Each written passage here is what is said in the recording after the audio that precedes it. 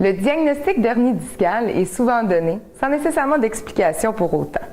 Peut-être que vous avez reçu ce diagnostic sans nécessairement être capable d'expliquer en quoi consiste une hernie discale, quelles en sont les causes, qu'est-ce qu'on peut faire avec ça. Qui dit hernie discale dit disque. Il faut d'abord comprendre ce qu'est un disque et quel est son rôle. Dans quelle situation son intégrité est compromise et quelles en sont les conséquences. Les patients vont souvent me parler de leur disque comme étant un coussin. Ah, mon médecin m'a dit que j'avais des coussins écrasés dans le dos. Bon, il faut comprendre que le rôle principal du disque n'est pas nécessairement dans sa capacité à absorber les chocs, mais bien de garder l'intégrité du système neurologique en gardant les vertèbres assez distancées les unes des autres pour pouvoir laisser sortir le nerf dans un trou qui est considérablement acceptable. J'aime beaucoup donner l'analogie de la piscine à mes patients.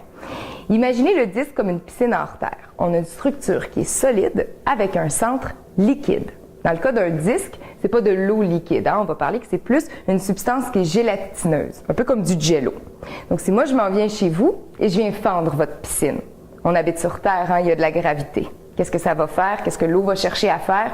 À fuir tout simplement. La même chose avec mon disque. Donc si le disque vient à se fissurer, si je viens déchirer ma structure solide, pas le choix, ma substance gélatineuse, donc mon jello, va chercher à sortir. C'est ça une hernie discale.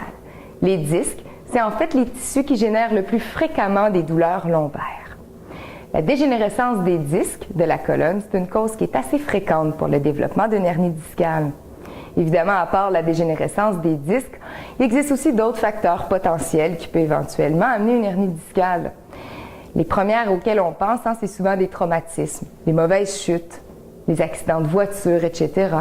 On parle aussi des efforts répétés. Souvent, quand on lève quelque chose de très lourd, on y va en torsion aussi, c'est un petit peu la même chose. L'excès de poids corporel, des anomalies génétiques aussi peuvent rentrer en ligne de compte. La négligence du dos, de façon fréquente, reste quand même une des causes principales d'hernie discale. Si vous souffrez d'hernie discale ou vous en suspectez une, prenez ça au sérieux, ça pourrait être important.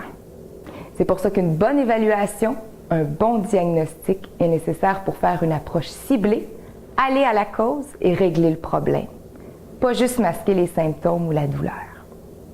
Pour une consultation et des examens en ce sens, on offre l'opportunité de venir nous rencontrer sans frais pour en savoir davantage.